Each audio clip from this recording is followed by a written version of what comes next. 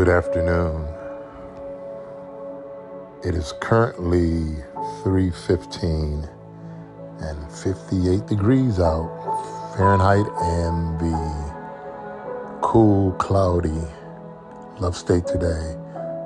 This is Seth Moore again coming to you here on Anchor by Spotify, where you can find us on Buzzsprout, also Patreon, Apple Music, Amazon,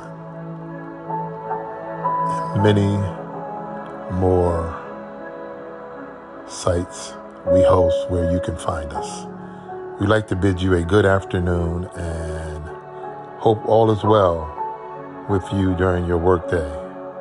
And wherever you are, that you find peace and tranquility and high vibration.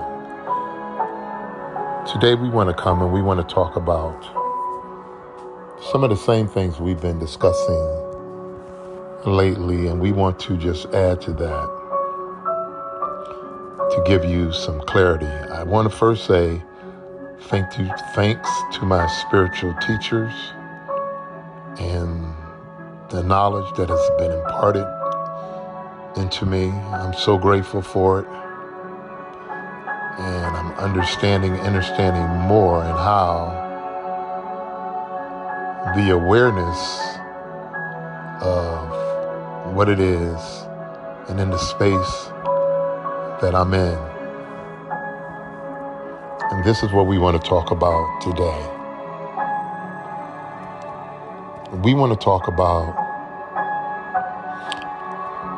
the awareness and how that your mind is not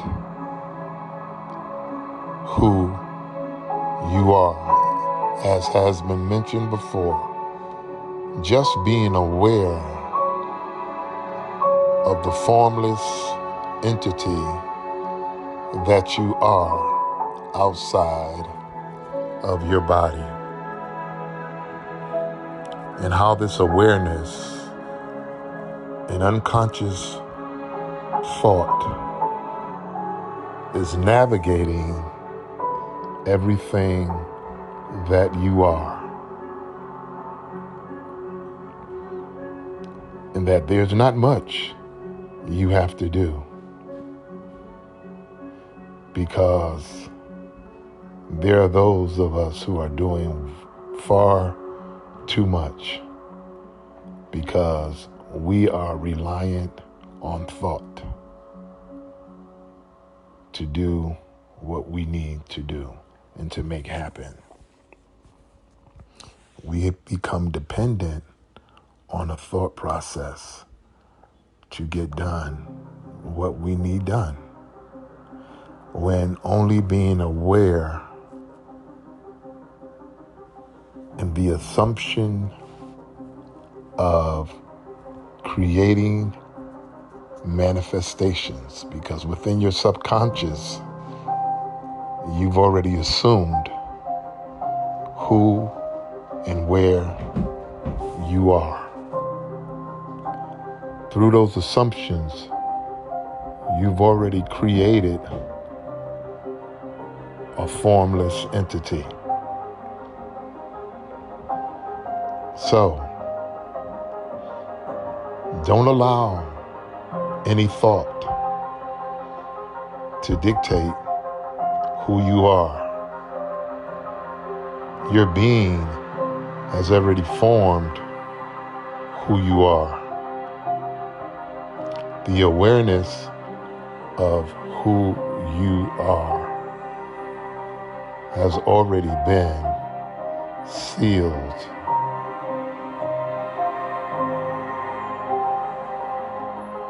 Now, does that mean you don't have feelings? No, it doesn't mean you don't have feelings. It means that what you're feeling, you're aware of what it is. And it's not dictated by thought.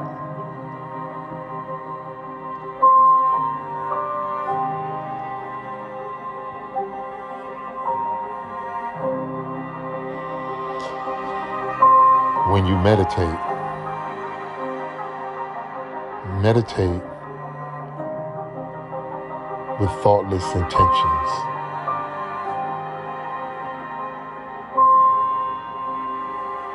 Become aware more and more of a thoughtless and a formless entity. Though you're in your body, you are not your body.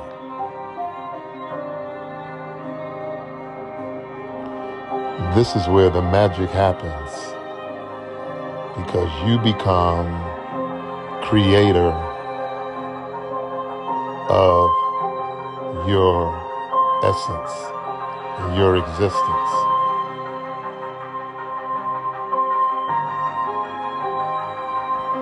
It's a beautiful thing.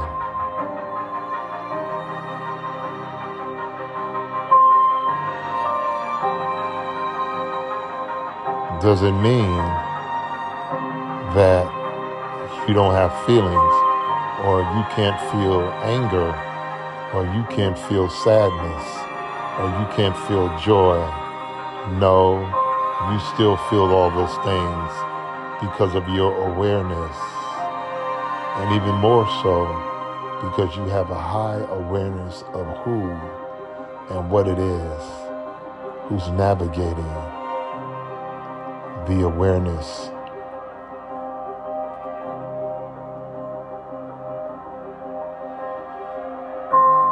And more, as I become aware of unconscious reality, realizing that what you perceive more and more is really an illusion, as you become more aware outside of the realm of solids and materials and liquids. You are that divine proportion, the sacred geometry of the universe.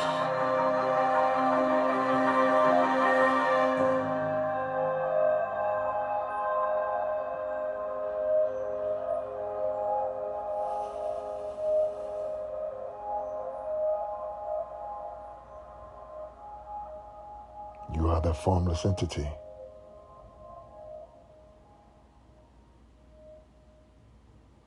You are navigating towards your greatest good. And that's a killer deal. Towards your greatest good.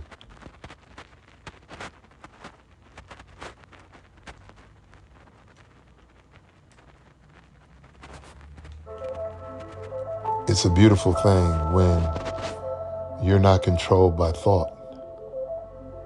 And I know to many of you, this sounds real.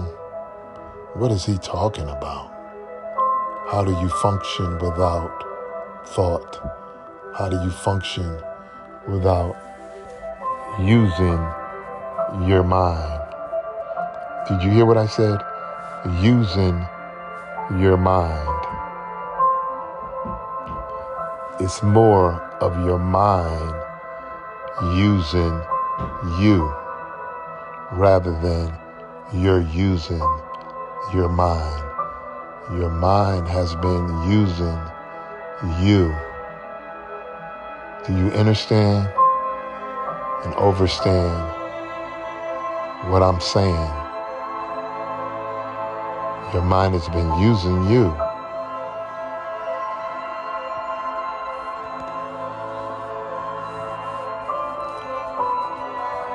You've been going too hard. Manifestation has already happened for you in your subconscious. You've added too much stress to your essence and who you are, because you've been told through thought that you have to do this and you have to do that. And I'm not saying you shouldn't have done anything, but what have you should done or should have done, more of that hasn't been done because it has been your mind using you rather than becoming that formless awareness, an entity where manifestation happens.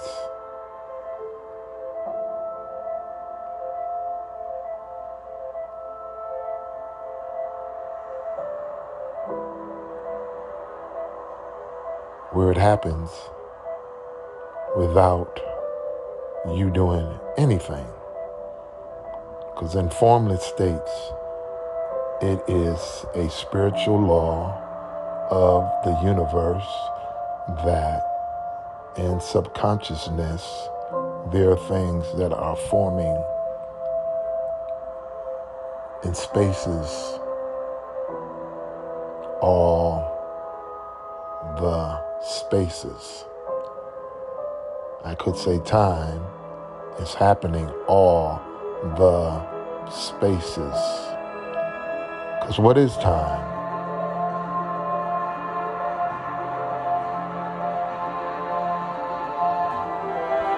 And you're saying that this guy is trying to sound so profound and deep.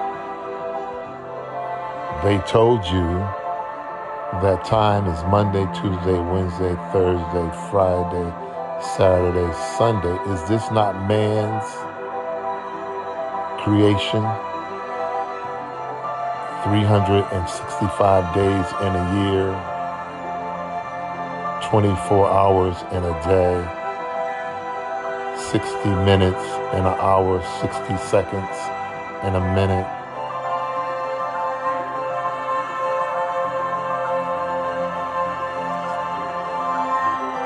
And so is there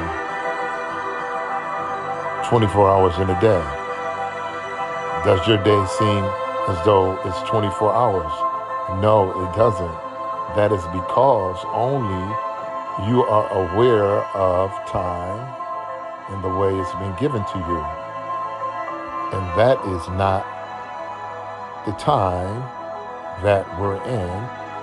We are more in space, constantly rotating, movement.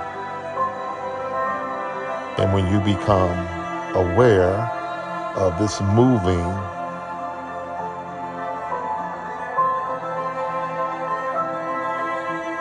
space, you will know that you are an aware entity that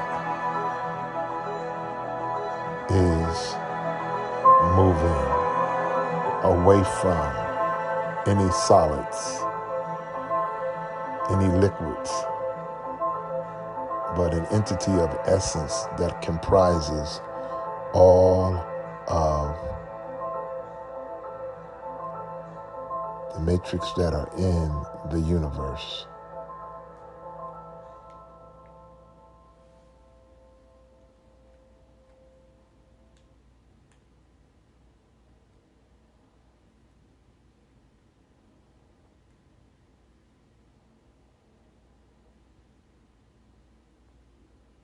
In a moment, I'm going to read some things to you.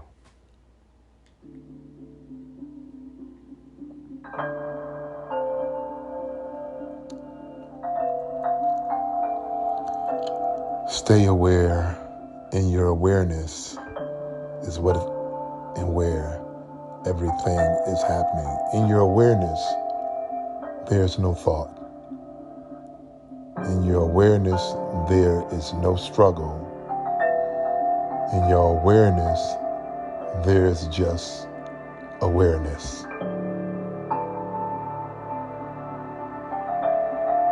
There's no body. There's no you. There's no me. There's no I. There's no them. There's no us. There's no they. There is only awareness.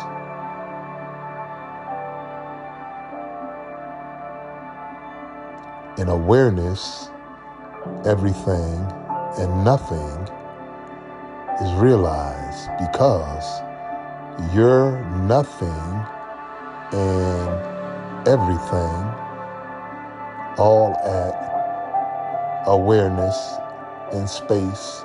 And if you want to use time, you can do that. But you are all and nothing, and you are everywhere and nowhere, all in awareness.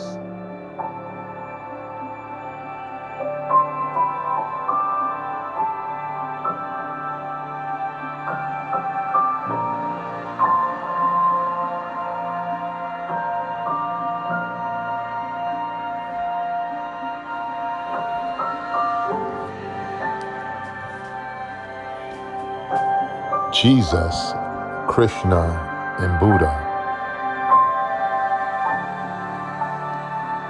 Why was Jesus able to do what he did? Why was Buddha able to do what he did? Krishna, the same. When Buddha went again to the garden, he saw a monk who was calm, tranquil, self-possessed, serene, and dignified. The prince determined to become such a monk and was led to make the great renunciation. At that time, he was 29 years of age. Jesus, when he began his ministry, was about 30 years of age. Luke 3:2-3. Both were tempted by the devil at the beginning of their ministry. To Buddha, he said, "Go not forth to adopt a religious life, but return to your kingdom, and in 7 days you shall become emperor of the world, riding over the 4 continents." To Jesus, he said, "All these kingdoms of the world I will give you if you fall down and worship me." You're all familiar with that. That's Matthew 4:9. Buddha answered the devil, "Get you away from me." He said the same thing Jesus said. Jesus responded, "Be gone, Satan." That's Matthew 4:10. Buddha said the same thing, "Get you away from me." Both strove to establish a kingdom of heaven on earth. According to the Samadeva, a Buddhist holy book, a Buddhist ascetic eye once offended him, so he plucked it out and cast it away. Jesus said, "If your right eye causes you to sin, pluck it out and throw it away." Matthew 5:29. So what do these different idioms have in common? Is that they all were aware of the awareness of this universe and what was mind and thought. So when the devil comes, it's just thought. And so what did they do? They told thought to get away from me.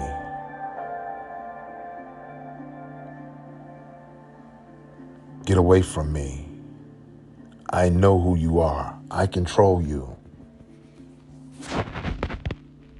According to Bhagavata Purana, is one of the Mahaparanic texts of Sanskrit literature, with its primary focus on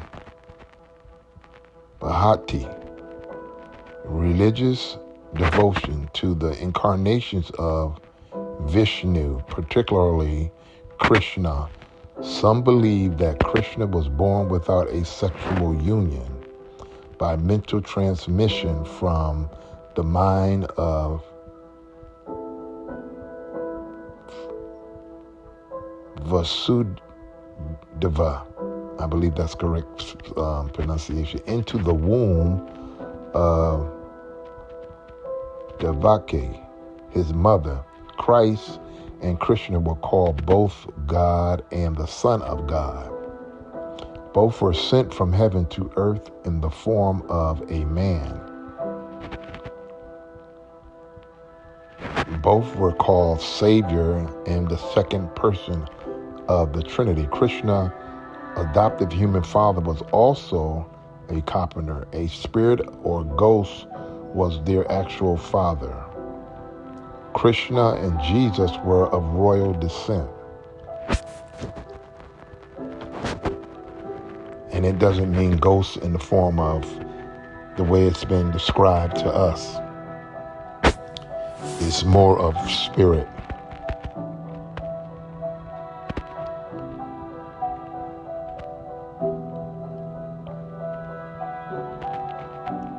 Both were visited at birth by wise men and shepherds, guided by a star. Angels in both cases issued a warning that the local dictator planned to kill the baby and had issued a decree for his assassination. The parents fled. Christ and Krishna withdrew to the wilderness as adults and fasted. Both were identified as the seed of the woman bruising the serpent's head. Jesus was called the Lion of the tribe of Judah. Krishna was called the Lion of the tribe of Saki. Both claimed, I am the resurrection. Both were without sin.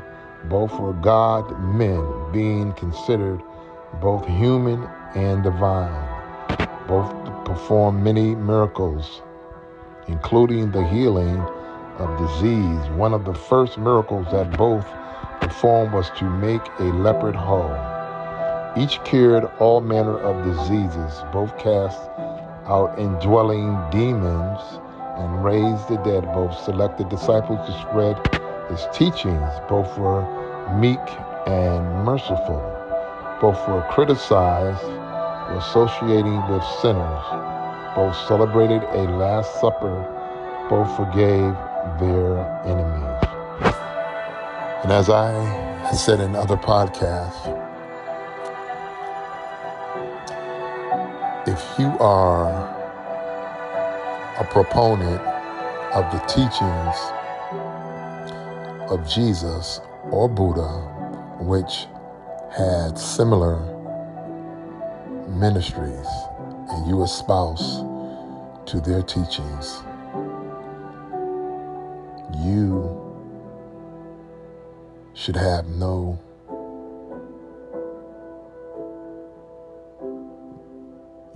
feelings of any contempt in accepting what's being said, because you said you believe that you are a new creation and that you are saved from your sins. You believe that there is a celestial place for you in the after or either world where you would experience bliss for all eternity. And are you aware of the awareness of this celestial place that you are claiming and talking about where you're going? Are you aware of the dynamics of this heavenly host in the bodies of awareness that dwell in this dwelling? Are you aware of what it is that's there?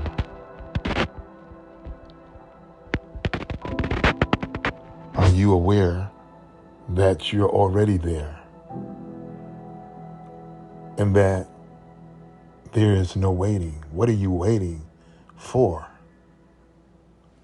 What is there to wait for when it's already been established that it already exists?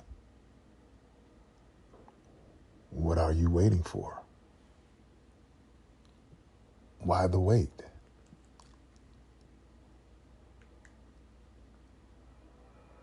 If you are aware it already exists, shouldn't you be there now? Shouldn't you be experiencing what it is that is yours, that is you, in the awareness of you?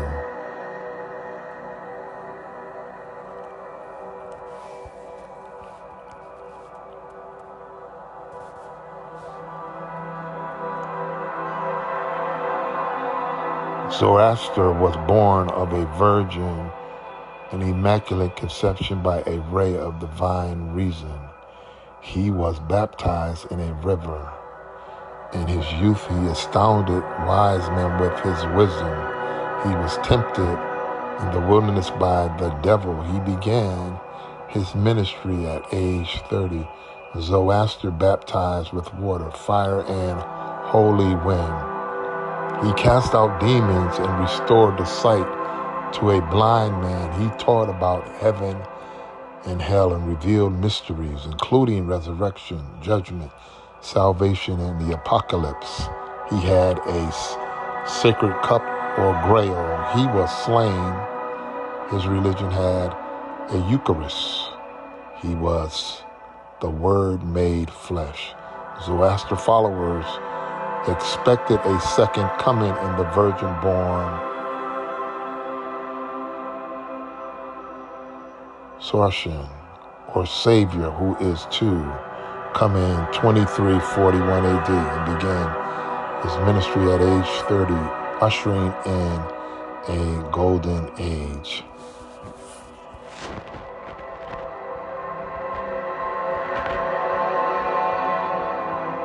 If something is for you, you already have it. Nothing or no one can deprive you of that.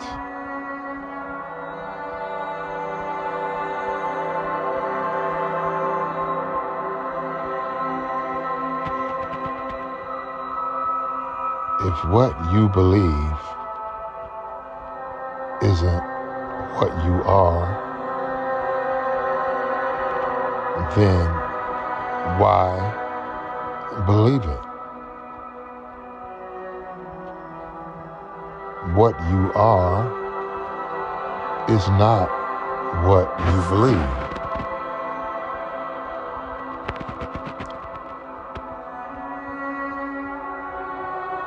Because if what you are is awareness, and in the awareness is not what you believe, why are you believing it?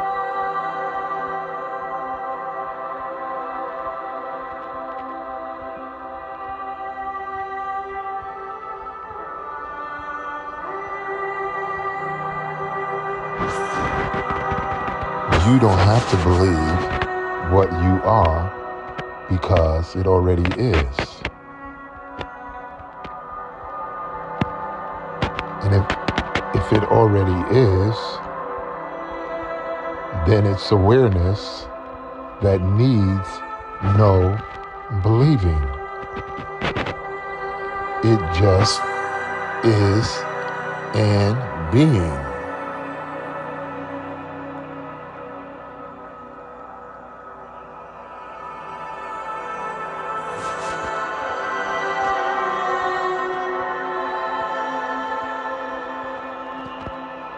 When you know, you don't have to believe. Knowing is being.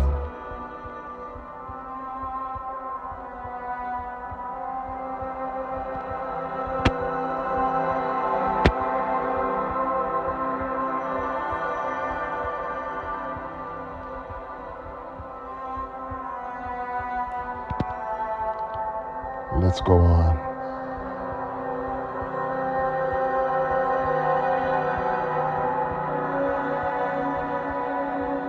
This is why Jesus said, profound verses from the gospel include these: I am the bread of life. I am the light of the world. I am the door. If anyone enters by me, he will be saved. I am the resurrection and the life. I am the way and the truth and the life. So the follow the teachings of the masters only means the awareness of their attributes and what they did. And when you're being taught by the masters and you replicate their awareness and their attributes, you become their attributes in awareness, in space, and in being, and in isness. You become a model of them. You don't have to worship them. You just replicate what they've done because they've already told you, do this. And this will be the fruit of it. This is the manifestation.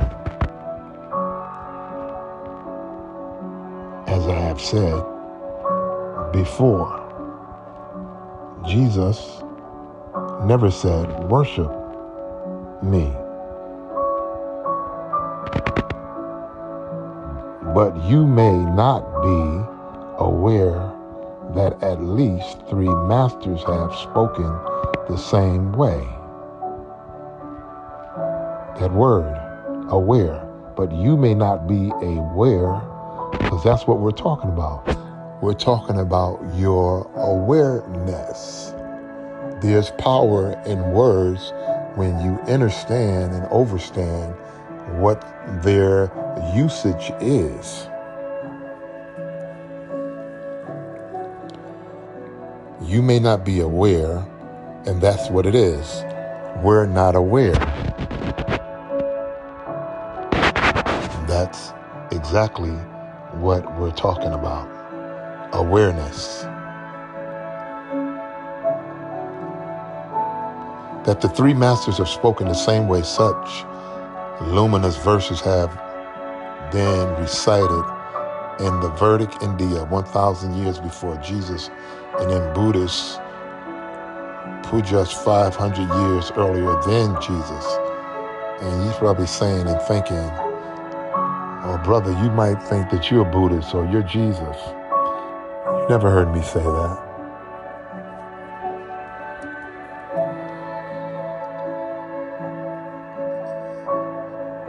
But as I said before, why not gravitate towards your highest self? The universe is ever evolving. Why not evolve within the awareness of it?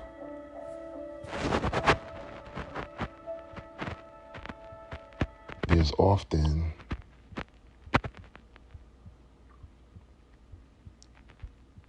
often struggle with awareness. There's often struggle and resistance It's your higher self. Many will take offense at higher elevation and ascent because we're so accustomed to groveling on the bottom of vibrational frequency. And it's only because your mind, thoughts,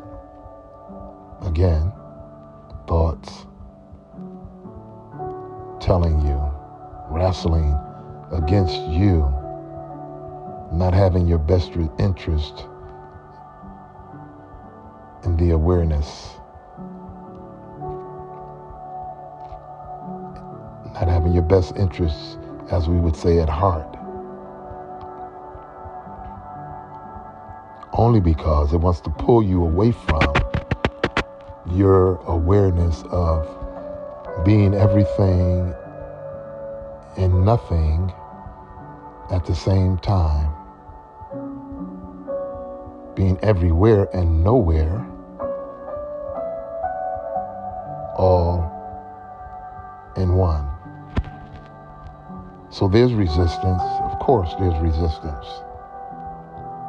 Of course there's tugging and pulling, because that's all the mind thought process has given. And so there's agitation when you realize you're far below where you really are.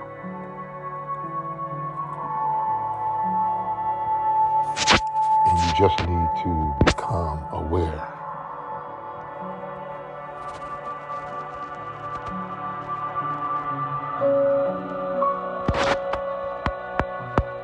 Here are verses spoken by Krishna in the Bhagavad Gita. I am the life of all that lives. I am the father of this world, the mother and the grandfather. I am the creation and the annihilation, the basis of everything, the resting place in the eternal seat. I am the source of all. From me everything evolves. I am the beginning, the middle, and also the end of all beings. I am the mind, and in living beings I am the consciousness. And like Vain, the Buddha says, I am perfected in the world. A teacher supreme am I. Omniscient am I among all things undefined or undefiled.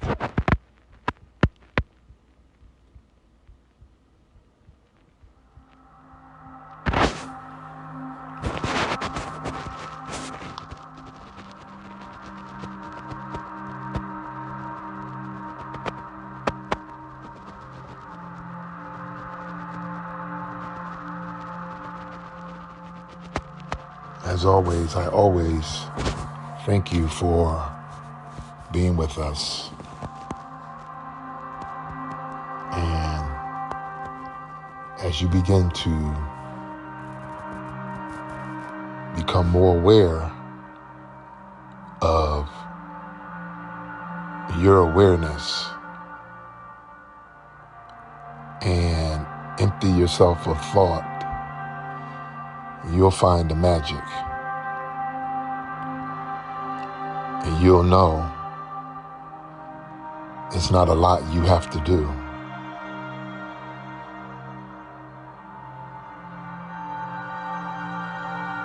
Only what you need to do.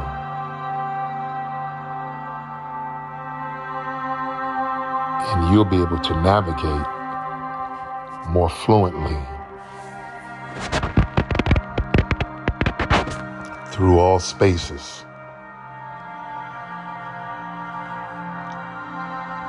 you'll see the manifestation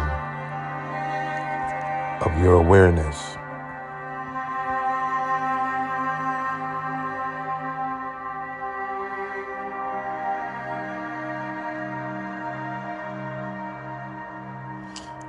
Knowing that you are neither mind, thought, body, but awareness that in a body and out of a body, navigating all that is and being.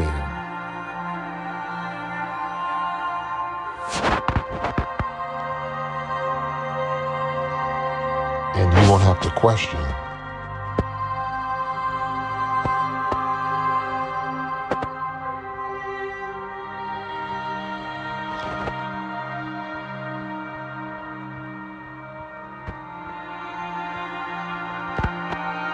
The I am focus of these masters is not on themselves as persons, but on the supreme reality within. Buddha makes it crystal clear when he poses the question, which one thing is to be eliminated? The conceit, I am. The discovery of God is possible only when you slay your ego. Now listen to that. I did a podcast yesterday on ego. The discovery of God, or Yeshua, or you may say higher power, you may say Allah, and whomever you say, is only discovered when you slay ego.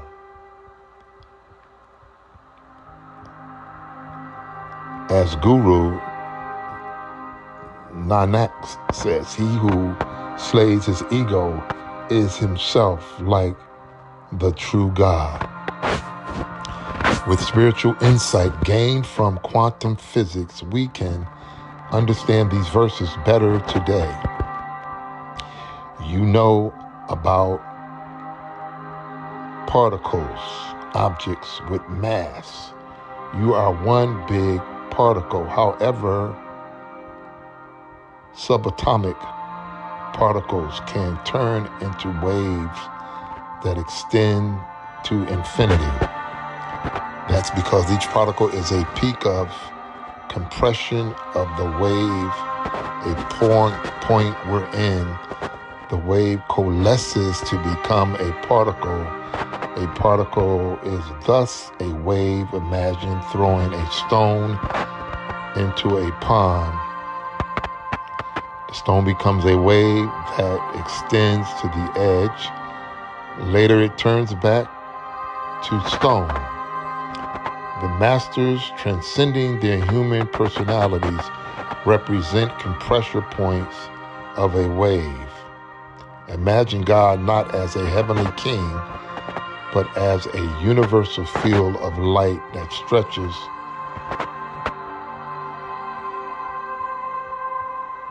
pervasively like a wave to infinity. Jesus, Krishna, and Buddha are points of this light. Alternatively, you can imagine God as a seabed of light beneath the waves. 3 islands pop up from the seabed to illuminate their surroundings. Jesus, Krishna, and Buddha are these 3 islands.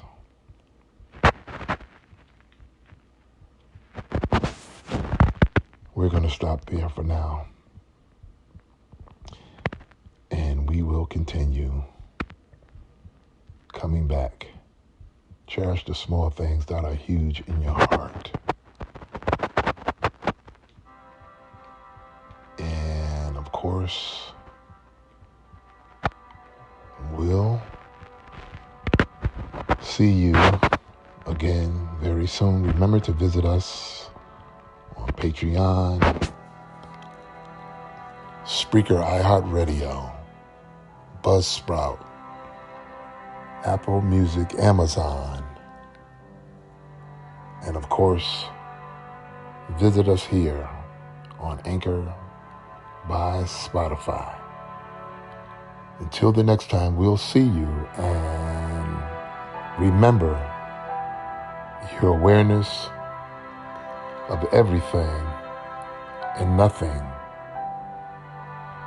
is who and what and where you'll find yourself. Keep your vibrations high. We'll see you the next time.